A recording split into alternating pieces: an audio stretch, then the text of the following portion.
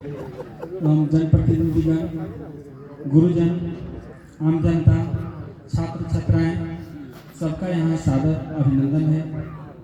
सबसे पहले मैं एक बात कहना चाहूँगा, उद्घोषक महोदय बार बार कह रहे हैं कि श्री महादेव प्रसाद जी अनपढ़ थे। ठीक है, मैं उनके बात को पलटूंगा कि जो वर्तमान और भविष्य को देखता हो वो अनपढ़ नहीं हो सकता, वह अनुभवी हो सकता है।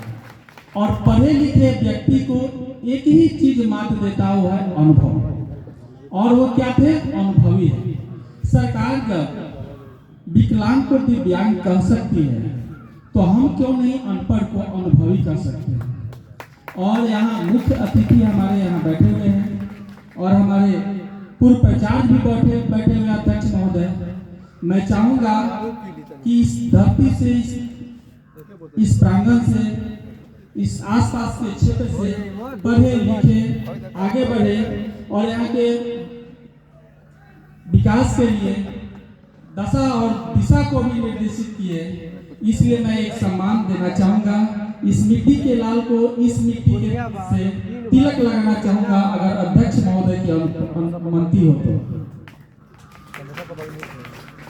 और हमारी सरकार भी जो सम्मान के लोग हैं उनको सम्मान दे रही है, तो हम क्यों नहीं जो हमारे इस क्षेत्र के मिट्टी के लाल हैं उनको हम मिट्टी से तिलक करेंगे।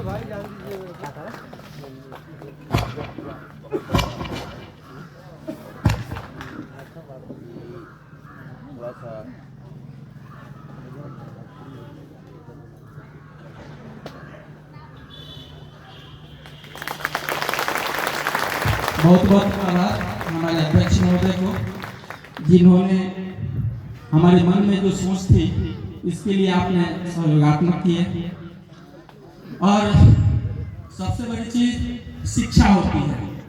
अगर जहाँ शिक्षा है वहाँ सब कुछ है, और जहाँ शिक्षा नहीं, एक टाइम कम खाएंगे। इसके पहले भी हम आए थे शिक्षा संवाद में, तो बताए थे गार्जियन को कि एक टाइम कम खाएंगे लेकिन अपने बच्चों को पढ़ाएंगे। यह नियति होनी चाहिए।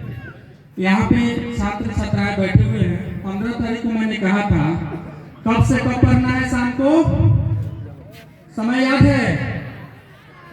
शाम को 6 से 9 और सुबह में 4 से 6। कितने बच्चे पढ़ते हैं? हाथ उठाएंगे ईमानदारी से, आधा हाथ नहीं पूरा हाथ।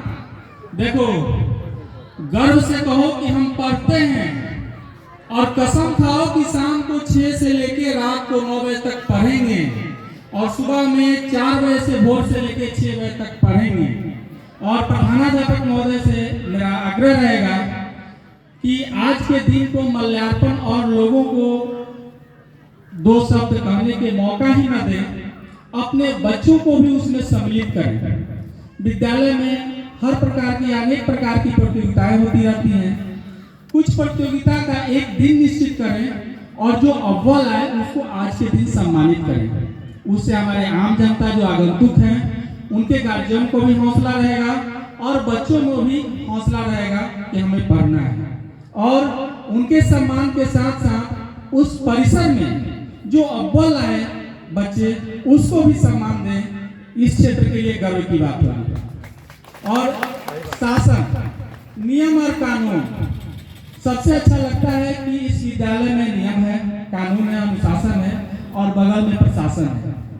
नियम आप माने या ना माने, अब जैसे कि अगर हमें नियम है कि हमके सड़क पे हमको बाईं तरफ चलना चाहिए, अगर हम दाहिने तरफ जाते हैं और एक्सीडेंट अगर होता है तब वहाँ क्या हो जाएगा? कानून हावी हो जाएगा।